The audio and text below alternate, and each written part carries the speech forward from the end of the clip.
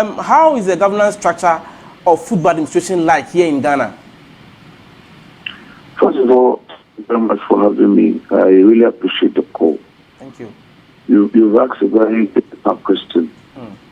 And it has been one of the challenges we have in this country when it comes to football administration and football management.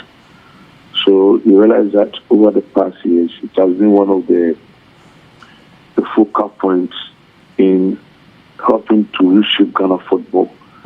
You know, the era of Kusinyan teaching, many believe that one of the things that we lack is about corporate governance.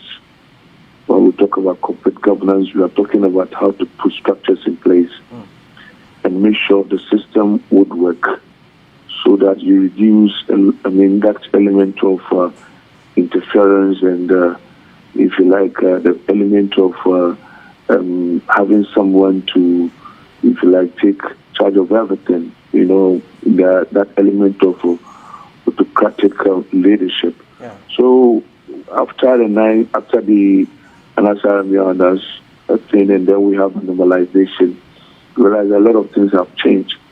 Even the powers of the president of the FA has somehow been reduced just to make sure that the executive council would rather have the power, because that is where you have members, there are almost about 11 members who would have to discuss issues and come up with the needed solutions, than to leave everything in the hands of one individual who is going to more or less like do everything by himself, and sometimes it creates a lot of problems. So it has been a problem. And coming to the club level, I think that all of us have witnessed what the current FA has done.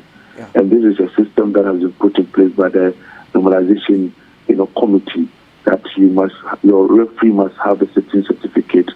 Yourself as a club, you need to have certain things. Even if you are a premiership side, the venue where you play your matches, certain things need to be identified and all that. So these are part of the building of the structures.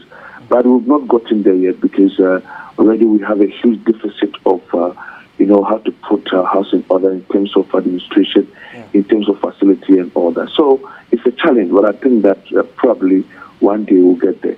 Okay. Mr. Amin, tell me, let's take a team like Kumasi-based Asante Kotoko.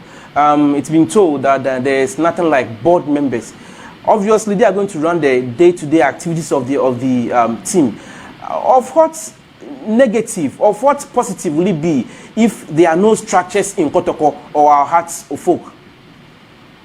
The point is that when we talk about structures, it's very good.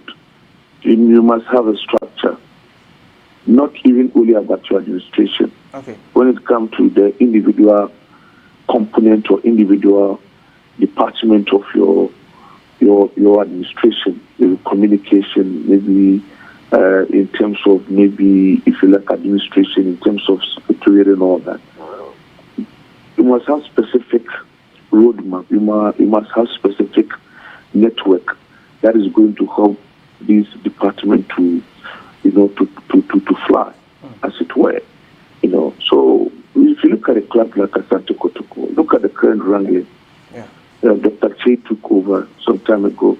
We've all seen the changes that he brought from Kotoko. He's doing his best. But look at what is going on.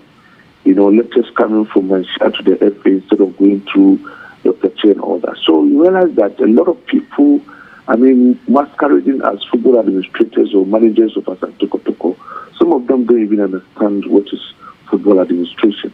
Because for me, I think that with all respect, I think traditionally, you cannot say that Mansha has gone wrong. But I think that officers who are working for the king, the Prufo, as Osetutu, are not helping matters. Because football is football. The biggest stakeholders are the fans. So if you think that you want to use your powers and whatever from Mansha, there is a way of doing it. You don't come out to wash your dirty linen in public. Okay. What has Dr. Che done? So I think that the issue of if you like, circumventing the